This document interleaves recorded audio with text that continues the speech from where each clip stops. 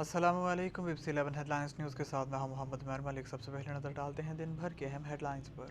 पाकिस्तान तहरीक इंसाफ के चेयरमैन इमरान खान ने कहा है कि आसिफ जरदारी से मुतल्लिक दिए गए बयान पर कायम हूं। चेयरमैन PTI ने लाहौर में सीनियर सहाफ़ियों से मुलाकात और गुफ्तगू करते हुए कहा है कि आसिफ जरदारी से मुतल्लिक दिए गए बयान पर कायम हूं। आसिफ जरदारी शौक़ से हद तक इज़्ज़त का दावा करें। हद तक इज़्ज़त का दावा वो करते हैं जिनकी अपनी कोई इज़्ज़त होती है। मुस्लिम लीग नून के चीफ ऑर्गेनाइज़र मरीम नवाज़ ने कहा है कि जिन हालात से मुल्क गुजरा शुक्र करना चाहिए, पाकिस्तान बच गया। मरीम नवाज़ ने बहावलपुर में तंजीमी कन्वेंशन से खिताब करते हुए कहा कि जब से इक़्तिदार संभाला, मुखालिफिन ने समझ लिया कि नून लीग चुप है और दब गई है। तुमने मैदान के जितने चक्कर लगाने थे लगा लिए, मुस्लिम लीग नून की बारी है। मुस्लिम लीग नून ना तो कभी कमज़ोर हुई और ना ही दबी है। वफाकी हुकूमत ने आलमी मालियाती इदारे IMF की एक और शर्त कबूल करते हुए बिजली मज़ीद महंगी करने का फ़ैसला कर लिया है। ज़राए के मुताबिक पाकिस्तान और IMF के दरमियान तवानाई के शोबे पर मुज़ाकरात हुए हैं, जिसमें हुकूमत ने नज़रसानी शुदा सर्कुलर डेट मैनेजमेंट प्लान भी IMF को दे दिया है।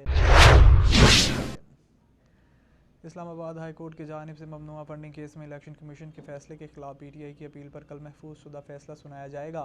तफसीलात के मुताबिक इस्लामाबाद हाई कोर्ट का 3 रुकनी लार्जर बेंच 3 फरवरी बरोज़ जुमेरात को फैसला सुनाएगा। इस्लामाबाद हाई कोर्ट के लार्जर बेंच ने 11 जनवरी को फैसला महफूज किया था। डीजल की कीमतों में हालिया इजाफे के बाद रेलवे ने ग्रीन लाइन ट्रेन के अलावा दीगर तमाम ट्रेनों के तमाम क्लासेस के किरायों में 8% इजाफे का फैसला कर लिया है। रेलवे हुकाम के मुताबिक डीजल की कीमतों में हालिया 15% इजाफे से पाकिस्तान रेलवे पर योमिया 11.725 मिलियन रुपये का इजाफी बोझ पड़ा है। ऑपरेशन के बिला तातुल फराहमी के लिए और इदारे के लिए किराए को रेशनलाइज करना नागज़ीर हो चुका है। मरीम नवाज़ और नवाज शरीफ के तर्जुमान मोहम्मद ज़ुबैर ने शाहिद खाकान अब्बासी के सीनियर नायब सदर के ओहदे से मुस्ताफ़ी होने की तस्दीक कर दी है। मरीम नवाज़ और नवाज शरीफ के तर्जुमान मोहम्मद ज़ुबैर ने मीडिया से गुफ्तगू में कहा है कि शाहिद खाकान अब्बासी नून लीग के सीनियर रहनुमा और वर्कर हैं। मेरे ख्याल में सीनियर नायब सदर का ओहदा छोड़ने से शाहिद खाकान अब्बासी के कद पर कोई फ़र्क नहीं पड़ेगा। वो बहुत बड़े लीडर हैं, वज़ीर आज़म रह चुके हैं और पार्टी को इनकी ज़रूरत है। अमरीकी वज़ीर ख़ारजा एंटोनी ब्लिंकन इसराइल और फ़लस्तीन के दौरे पर पहुंचे हैं, जहां मुल्की क़यादत से मुलाकात की और ख़ित्ते में पैदा होने वाली कशीदगी के खात्मे पर तबादला ख़याल किया। आलमी ख़बरसां अदारे के मुताबिक मगरबी किनारे में हालिया दिनों में कशीदगी में इजाफ़ा हुआ है। गुज़िश्ता माह जनवरी में इसराइली फ़ौज की जारहियत में 35 फ़लस्तीनी नौजवान शहीद हो गए, जबकि 10 के करीब इसराइली भी हलाक हो गए हैं।